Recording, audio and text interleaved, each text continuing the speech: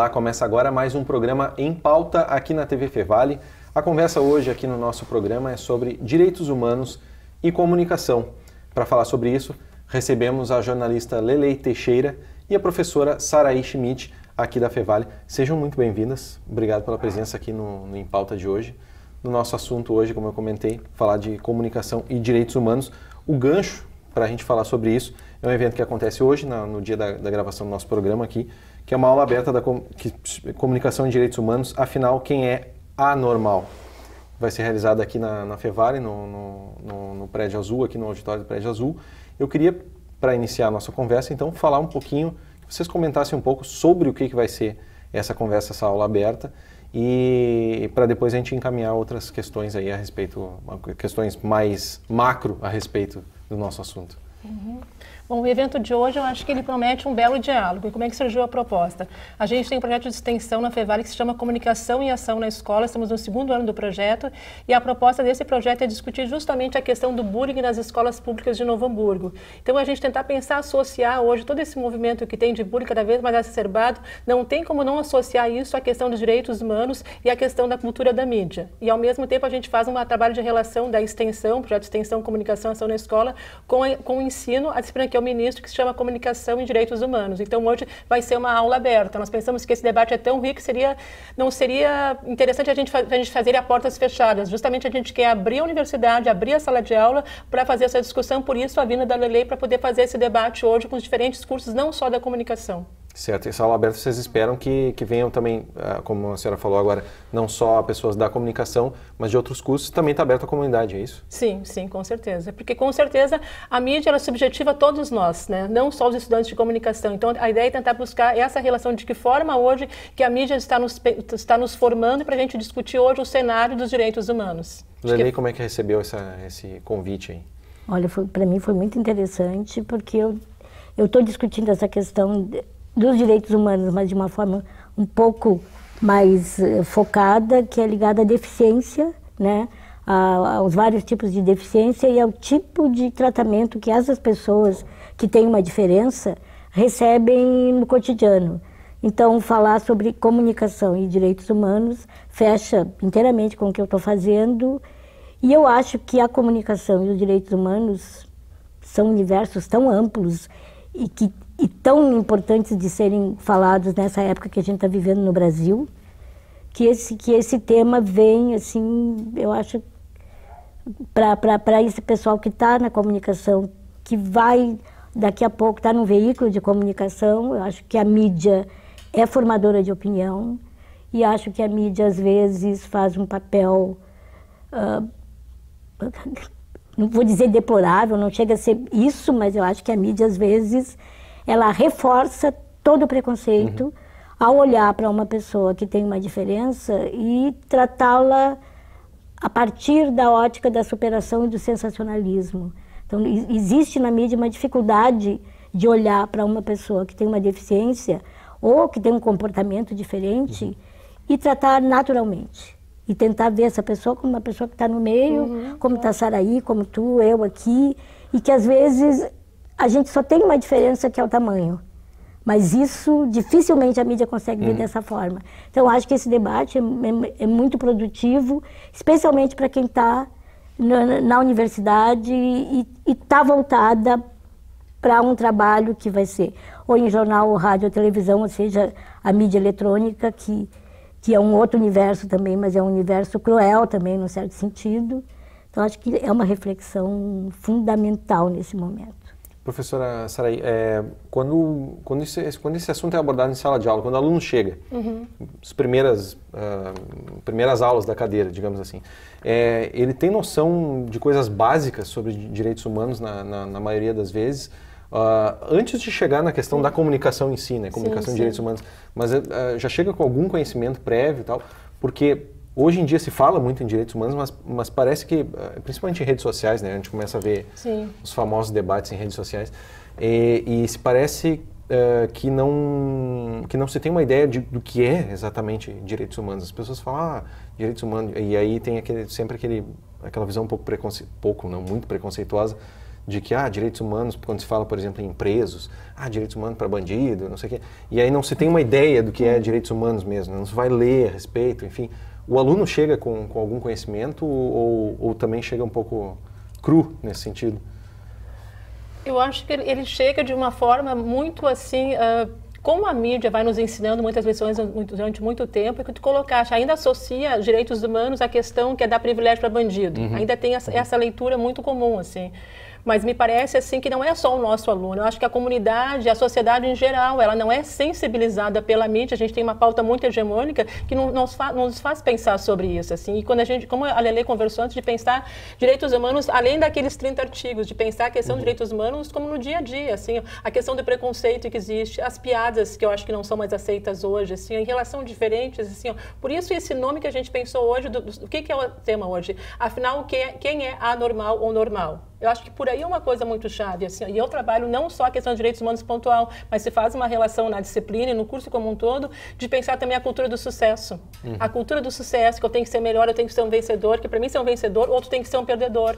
A gente naturaliza muito hoje essa disputa de que eu tenho que ser melhor que o outro. Então, a gente discute muito mais o cenário, e não os direitos humanos em si, mas o cenário hoje midiático que leva a isso, assim, a cada vez mais ratificar a questão da cultura do sucesso, que está associada à cultura do consumo, de pensar se existe um normal, quem é o anormal? Quem disse o que é normal ou anormal? Então, esses formatos cristalizados da mídia que a gente vai problematizando com os alunos, assim. Então, de pensar que, além de trabalhar a questão pontual dos direitos humanos, a gente tem que trabalhar também esse cenário, porque senão fica uma discussão muito isolada, né? De poder pensar sobre isso também. E a gente vem discutindo isso também com os jovens na escola pública, assim. Acho que, como a Lelê colocou antes, assim, essa questão ela é para todos os cidadãos, não é só para quem vai se formar em jornalismo. E eu acho que o compromisso da FEVALI de pensar assim, a gente poder também avançar um pouco no sentido de não só problematizar a mídia, mas de que forma que o nosso aluno sai daqui. Como é que a gente está sensibilizando o aluno quando chega numa redação, quando chega numa TV? Ele tem que chegar com esse olhar mais preparado também. A gente tem que dar essa formação aqui.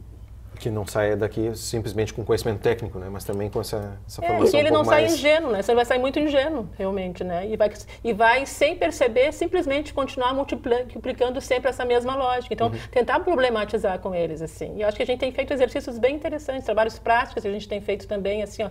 E eu não diferencio a teoria da prática. Eu acho que isso é muito complicado. Eu não acredito que existe um curso técnico ou um curso só mais teórico, né? Eu acho que isso é uma lógica que inventaram e a gente acreditou, né? Assim, ó. Acho que a técnica pela técnica sem a reflexão é um trabalho operário. E simplesmente a reflexão sem fazer uma atuação na sociedade não tem sentido. Então, assim, ó, as duas coisas têm que andar juntas. Nenhuma disciplina em todo o curso, ou é só teórica ou é só prática. Ela tem que caminhar com as duas coisas juntas, assim como na vida da gente, né? Não adianta só fazer, eu tenho que pensar sobre o que eu estou fazendo. Certo. O papel da universidade. Eu acho que o aluno sai também, além de sair com essa ideia da mídia que é um pouco equivocada, tem uma coisa de glamourização da mídia hoje que deixa esses jovens assim completamente enlouquecidos por chegar lá e ter um espaço e ser um apresentador ou ser uma apresentadora e ser alguém de sucesso. Na verdade, existe todo um outro trabalho, né, dentro da mídia que não está ligado a sucesso, que não está ligado à glamourização, nem ao sensacionalismo, que é esse trabalho cotidiano de quem realmente faz o que aparece aqui hoje, por exemplo. Que é a grande maioria. Que é a grande maioria. Então, acho que isso precisa ser trabalhado, porque eu acho que as pessoas se pautam muito pelo senso comum. E o senso comum relacionado aos direitos humanos, então, é isso. É defender bandido. Isso é voz comum nas melhores famílias que eu convivo, por exemplo. Né? Que defender bandido, que direitos humanos defende bandido, portanto, sou contra os direitos humanos. Então, não consegue ver que é muito maior do que defender bandido e que existe toda uma condição desumana em que as pessoas vivem, né? E que os direitos humanos estão olhando para isso. Então, acho que essa discussão ela é muito pertinente.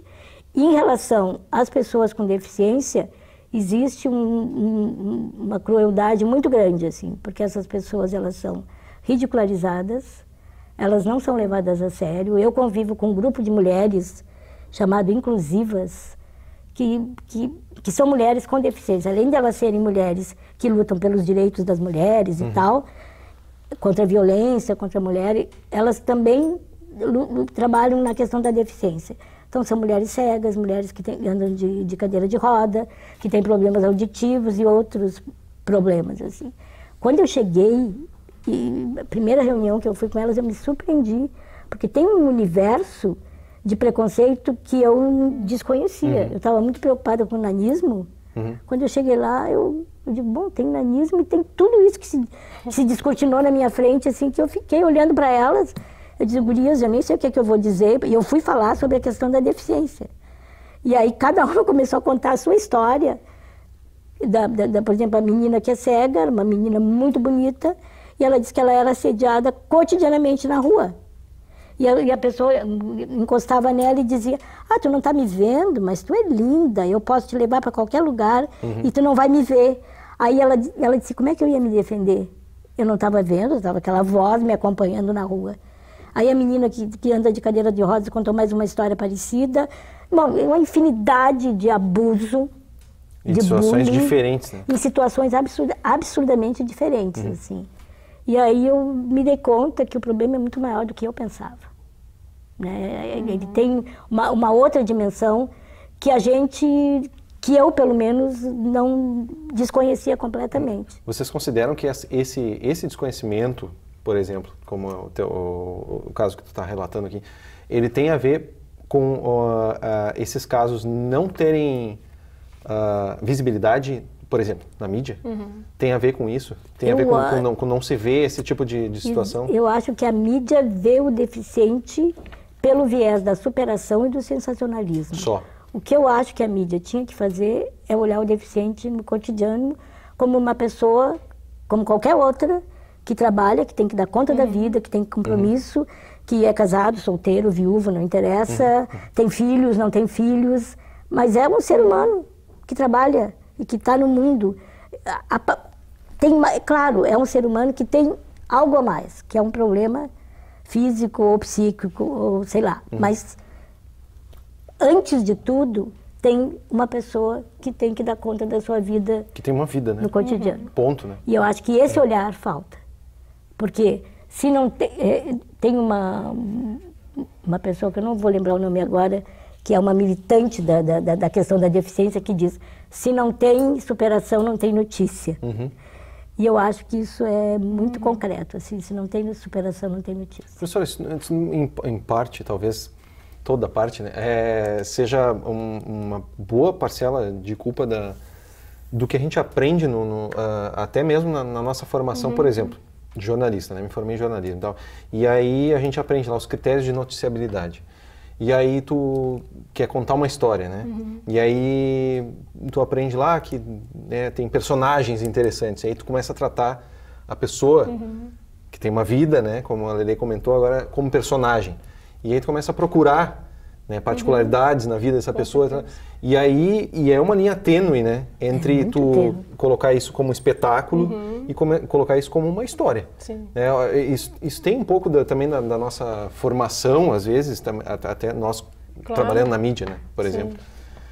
Eu não tenho dúvida, Francisco, assim, eu acho que ao mesmo tempo a gente tem que cuidar um pouco com a ideia de culpado. Eu não sei se tem um culpado, tu entende? Assim, eu acho que tem uma questão que é muito cultural também e que a gente busca muito tempo de buscar e colocar o exótico, tu entende? Eu acho que aí que a gente pega, a gente vai pecando nós da comunicação, assim, ó.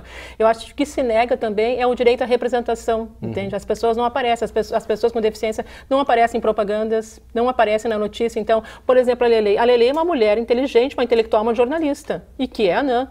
Mas assim, isso não pode vir em primeiro plano. E o que a mídia faz? A mídia torna isso exótico. Eu acho que isso que é bastante complicado. Assim, o que ela colocou antes, que sempre é aquela ideia de superação. Se não é superação, a pessoa não aparece, tu entende? Assim, ó, a mesma coisa, uma notícia, uma mulher negra e pobre que tira primeiro lugar no vestibular de medicina. Aquilo é uma coisa fora, aquilo vai ser notícia, né? Porque ela é fora do comum, é uma mulher inteligente, ainda é negra. Então, quanto ela teve que se esforçar para isso? Eu acho que a gente tem essa coisa muito assim, muito cristalizada, é sempre a mesma pauta, assim. Acho que a gente tem que tentar reverter, fazer esse exercício também, assim, de tentar buscar. Eu acho que a gente tem que acompanhar a discussão do mercado, mas o nosso compromisso é impactar o mercado e não simplesmente reproduzir, assim. A gente tem uma receita que deu certo. A publicidade, por exemplo, é extremamente excludente, assim, é extremamente cruel, né? Sem se pensar nisso também, assim, né? Assim, a gente poder pensar, a gente nunca vê são sempre os mesmos que aparecem nas propagandas, é sempre o mesmo biotipo, né? Então a sociedade é tão plural, ela é tão heterogênea, a gente fala tanto hoje que a gente conquistou outros espaços, a gente hoje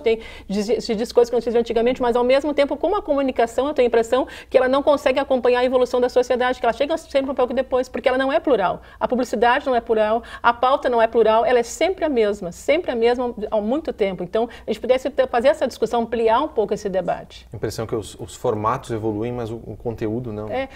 A técnica mudou muito na comunicação nos últimos anos. Sem dúvida, nos últimos 20 anos, a gente teve uma revolução no contexto da mídia em termos de técnica. Mas eu faço pesquisa institucional, analiso várias campanhas, tanto de pautas como... o que eu estou percebendo? Que o conceito, a lógica é sempre o mesmo. Né? Eu concordo contigo. Acho que a lógica é sempre a mesma. Porque isso é uma questão social. Quer dizer, a mídia reproduz o que a sociedade está querendo também, assim, e não coloca um questionamento nessa reprodução. Então, a mídia tem que questionar o pensamento do senhorzinho que está lá na casa dele e que está achando que direitos humanos é para bandido. É para bandido, então não serve direitos humanos. Se a mídia fizer esse papel de colocar uma pulga naquilo que ele está pensando, de inquietar aquele pensamento que ele está tendo naquele momento, a mídia já está fazendo um papel maravilhoso.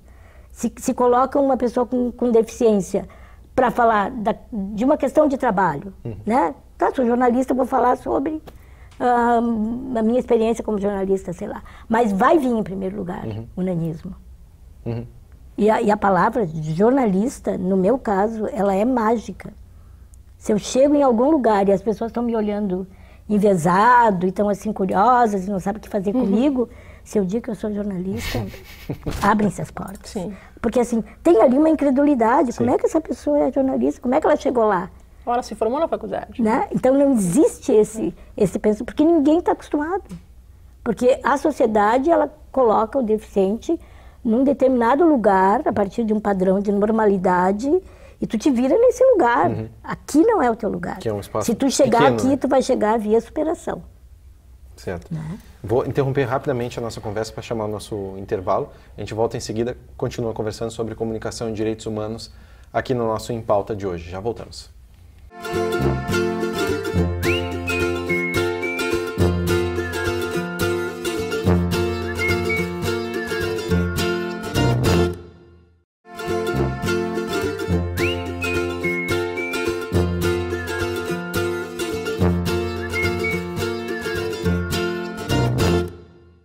Estamos de volta com o Em Pauta de hoje, falando sobre comunicação e direitos humanos, aqui com a jornalista Lelei Teixeira e a professora Saraí Schmidt, aqui da Fevale. A gente comentava antes no bloco anterior, eu queria emendar com uma pergunta para a Lelei, que comentou agora sobre o espaço, né, para a pessoa com deficiência na sociedade, na mídia. Acredito que a gente comentando aqui a mídia como uma reprodução da sociedade e de vontades da sociedade, de, enfim, crenças da sociedade. Tu comentaste rapidamente sobre a tua formação agora, tu é jornalista formada. Como foi para ti a tua formação? Eu queria que tu comentasse um pouco sobre a tua trajetória e como isso tem a ver com o que tu fala hoje, com o teu trabalho hoje, a respeito do assunto que a gente está comentando aqui. É surpreendente, porque na minha trajetória eu não tive, assim, nenhum problema relacionado ao nanismo, assim. Talvez alguma questão prática, que quando eu fiz a faculdade, os computadores estavam recém chegando e a gente tinha que usar máquina de escrever. De adaptação mesmo. Não, máquina de escrever. E aí o professor chegou na aula e disse que a gente tinha que trazer a máquina de casa. E aí eu digo, a máquina de casa, não vou conseguir, né? Aí eu cheguei para ele e disse, olha, eu não tenho condições de trazer uma máquina. Daí ele me olhou rindo assim, não tem problema, tu escreve à mão, então se não tiver máquina, sabe? E tudo foi assim, foi natural esse caminho. No meu primeiro emprego, que era uma vaga de estagiário na 0 hora, e aí quando apareceu a vaga eu disse que não ia. Eu digo, não vou, eles não vão me aceitar, Fui. O cara me tratou como qualquer pessoa que chega ali para pedir para se inscrever para uma vaga. Ele não perguntou a minha altura, ele não perguntou se eu era inteligente, se eu não era. E eu comecei a trabalhar. Então, nesse início da profissão foi muito interessante, assim, porque realmente não teve nenhum dado de preconceito, assim. Eu não posso dizer que tenha. Talvez tivesse mais um encolhimento meu, uma dificuldade minha de conviver nesse meio, assim. Eu fui me dando conta do preconceito, assim, no decorrer, na relação com as pessoas fora do meu ambiente de trabalho. Né? Da reação das pessoas quando eu falava, ou das pessoas começar a hipervalorizar o que eu fazia. Assim. Então eu era tão inteligente que nem eu entendia essa inteligência que eu tinha, porque todo mundo me achava gênio. Aí eu tentava dizer para as pessoas, mas eu tenho uma inteligência normal, como tu, mas as pessoas não se convenciam disso. Por quê? Aí depois eu comecei a entender, porque para elas não cabia. Uma pessoa desse tamanho não poderia falar como eu falava, pensar como eu pensava, ter posições, ter ideias. Isso espantava muito as pessoas. E aí eu comecei a detectar a dificuldade das pessoas de lidar com alguém que tem um problema e que está agindo naturalmente, mas para as pessoas não era natural. Né? Então eu fui tratada durante um bom tempo no trabalho como uma pessoa hiperinteligente, que tinha um texto maravilhoso, Aí eu olhava e dizia, eu tenho um texto como tem a fulana, como tem... Porque era, mas não, no meu caso não era. Então, aí tinha uma incredulidade da minha capacidade ali, né? Que estava vinculada ao meu tamanho, certamente, ao nanismo, certamente. E depois tu começa a aprofundar um pouco, e tu conversa com essas mesmas pessoas que te acham muito inteligente, e trata disso com elas, e elas admitem que foi muito difícil conviver comigo, que foi muito difícil discutir e ver que eu tinha uma posição e que eu me posicionava. Por quê? Porque eles não acreditavam. Então, colegas falavam abertamente Exatamente. com isso. Então, assim, a gente tem que cuidar muito também sobre o efeito do olhar do outro sobre a gente, né? Porque isso pode ser destruidor. Tu pode realmente acreditar que tu é maravilhosa, né? E não questionar isso. Ou tu pode acreditar que tu é um lixo e também não questionar isso, assim. Porque esse olhar é muito incisivo, assim. Ele te inibe muito também, eu tive situações na minha vida profissional, assim, daí quando eu fui fazer assessoria de imprensa, que quando eu chegava numa reunião, eu sentia o incômodo das pessoas. Aí eu saía da reunião e comentava com a minha colega e dizia assim, nossa, as pessoas ficaram tão inquietas quando eu entrei, não, é bobagem, não sei o quê. Lá adiante eu ficava sabendo que daí tu adquiria uma certa intimidade e essa pessoa sentava contigo e dizia, quando eu te conheci eu não sabia como falar contigo, não sabia o que eu ia te dizer. Então e a gente sente isso, assim. Então tem os dois lados, assim, também tem o efeito sobre a gente do olhar do outro, que pode ser muito comprometedor. E eu acho que toda pessoa que tem uma deficiência ou que tem um problema, ela tem que cuidar disso, assim. Porque esse olhar pode te vitimizar ou pode te insuflar, assim, né? Eu sou a melhor de todas, né? Porque todo mundo diz que eu sou inteligente. Professora, pegando esse relato da Lelei como exemplo, o que você consegue trabalhar, por exemplo, nesse projeto de extensão que vocês têm? Enfim, antes da criança chegar à universidade, né? De repente entrar num curso de comunicação, ou que seja qualquer outro curso. Sim. Mas se consegue trabalhar essa visão mais naturalizada, né, dessa questão, por exemplo, dos direitos humanos, de que forma que se pode abordar isso? A gente trabalha mais com crianças e adolescentes no projeto Comunicação e Ação na Escola. A gente trabalha agora, nesse momento, com as escolas ali do bairro São José, a Escola Dolfina, e que a gente trabalha com eles oficinas práticas. A gente faz uma discussão com eles e me parece que o jovem e a criança, eles são mais permeáveis. Talvez porque tem menos horas de mídia na vida do que um adulto, talvez seja por isso também, tu entende? Assim, acho importante o que a Lelei colocou, antes a gente poder pensar também, todos nós, a gente se constitui a partir do olhar do outro, né? Então a gente quer trabalhar com a criança também, assim, o como é cruel tu ser olhado como diferente, de poder pensar sobre isso com eles. A gente faz um trabalho de sensibilização, a gente faz discussão, a gente faz debate com eles, a gente trabalha com propagandas, a gente recria isso com eles. Eles produzem notícias e eles produzem campanhas para veicular na escola também, assim, e tem assuntos muito interessantes. Por exemplo, uma coisa que a gente não pode negar hoje, toda essa discussão hoje do suicídio entre jovens, né? Que está tão em alta, tão discutido na mídia, tão colocado de uma forma, com um pudor em excesso, assim. A gente falou sobre esse assunto em alguns programas atrás aqui. O Brasil hoje é o terceiro país no mundo em suicídio de jovens e adolescentes. Isso é um índice muito alto, muito sério. Assim, então, não dá para simplesmente trabalhar assim, ó, a gente não acredita, trabalhar isso isoladamente. Eu não posso trabalhar o bullying, eu tenho que trabalhar a cultura da mídia, entende? Que vai dizendo o que é certo, o que é errado, o que é feio, o que é bonito. Isso que ela bem colocou antes, assim, ó, quanto é perverso uma criança sempre se achar que ela não é bonita. Isso é muito perverso também, assim, ó. Sempre achar que ela é diferente, que ela tem a dificuldade, assim. Então a gente tenta reverter isso com eles e trabalhar com a criança que a gente não tem o direito a gozar do outro, tu entende? Assim, eu acho que a mídia, ela tem esse poder também de te colocar, como a Lelê colocou antes, assim, tu pode lançar um olhar para o colega, assim, de pena, olhar o colega como se ele fosse uma aberração, ou olhar o colega como se fosse maravilhoso, eu nunca vou ser igual a ele também. Então, assim, ó, essa coisa de ajudar a olhar, assim, eu acho que nesse sentido, assim, a gente desenvolve muito que a gente trabalha no projeto, que é um olhar de estranhamento. O que significa isso? Não pensar, é estranhar as coisas que disseram para ti que são naturais, né? Então, é desenvolver esse olhar de estranhamento, essa dúvida dessas lições que a mídia nos dá todos os dias. A gente trabalha muito com a ideia de pedagogia da mídia, ou seja, que a mídia é uma grande educadora, né? Que nos educa de diferentes formas. Então, assim, ó, então a gente vai tentar problematizar com esses alunos aquelas lições que a mídia nos dá todos os dias e que naturaliza, né? A mídia naturaliza que a menina bonita vai ser a loira alta de olhos azuis. Então, assim, ó, tem que problematizar isso com os alunos, assim, a gente tem tido resultados bem interessantes, assim, eu acho também que a busca não é uma solução imediata, mas assim, ó, é um trabalho que a gente sempre fala assim, que é um trabalho muito homeopático, né, que a mídia tem esse efeito homeopático, eu acho, assim, a mídia não é agora me fugiu a palavra, o remédio esse que é mais eficaz, Enfim, não é um remédio bem alopático, assim, um remédio... Antibiótico. Ela não é um antibiótico. Antibiótico eu tomo e eu sinto que eu levanto no outro dia. A perversidade da mídia é porque ela é homeopática. É todo dia uma gotinha, todo dia uma gotinha que a gente não percebe, né? Essa cultura midiática. Sim, aí quando percebe já está. E ela é muito potente, né? É só uma propaganda, é só uma notícia. As pessoas dizem assim, professora, isso é uma bobagem, isso aí é grande coisa. Ou escuta assim, mas isso é assim mesmo que sempre foi assim. É o perigo da naturalização, né? Então, assim, eu acho que isso que a gente tem que discutir com os jovens também, tanto os adolescentes, que a gente discute no projeto de extensão, mas se discute também na sala de aula com os alunos da graduação.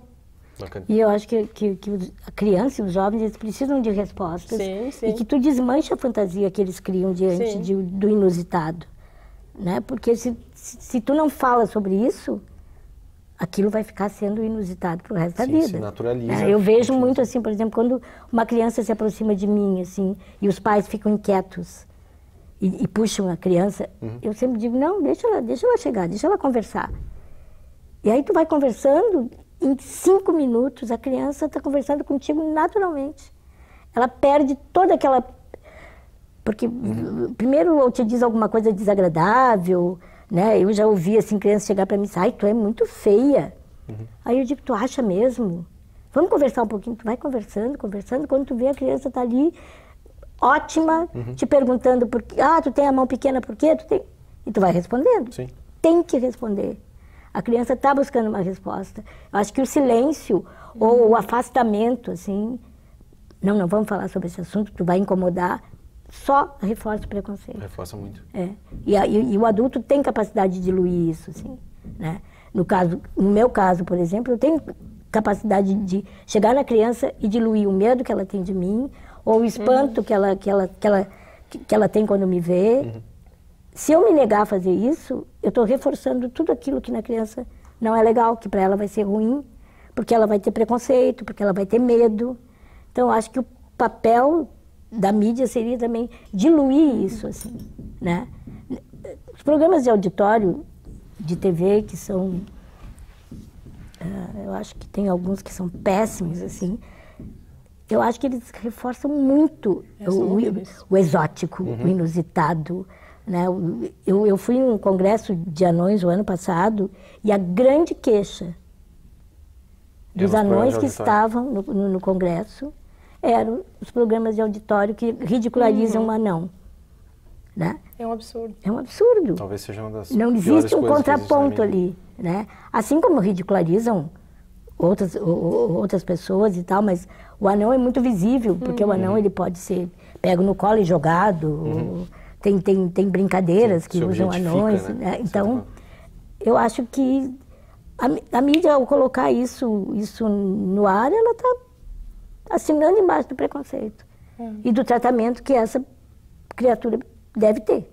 Eu tive uma aluna de TCC, a Marina Mendes, que fez o trabalho dela, foi sobre os freaks na televisão, entende? Ela fez uma análise, ficou bem interessante, e o que apareceu mesmo, isso que tu está colocando, assim, o que mais apareceu muito era a figura do anão como uma coisa de deboche, assim, era uma lógica meio de Idade Média, tu entende? Assim, então, a lógica da Idade Média, ela está reproduzida até hoje nos programas televisivos, assim, a gente se autoriza a debochar, a fazer piadas, a tirar para cima, a fazer várias coisas, assim, então a gente tem toda uma discussão hoje que certas coisas já não podem mais, mas tem uma lógica muito perversa, assim, bastante complicada, assim, né? O TCC dela apareceu muito bem isso. O que tinha nas ruas se transfere para um auditório de TV, assim, né? É uma lógica de Idade Média, realmente, assim, é muito cruel, assim. Então, então a gente avançou em várias áreas, mas tem outros parece que a gente não consegue acompanhar ainda, né? Tá certo.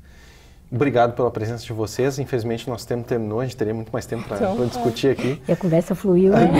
Tá ótimo. Quando o programa rende, é maravilha. Então, obrigado pela presença de vocês para discutir um assunto tão importante. Bom evento hoje. Espero que seja tão boa quanto a nossa conversa foi aqui. E a gente está sempre aberto para falar sobre esse assunto e outros também super importantes para a nossa sociedade. Muito obrigado. Muito obrigada. O nosso Em Pauta de hoje fica por aqui. Você pode acompanhar este e outros programas no nosso canal do YouTube, youtube.com/tvfevale, e também novidades da nossa programação no facebook.com/tvfevale. Na semana que vem a gente volta. Até lá.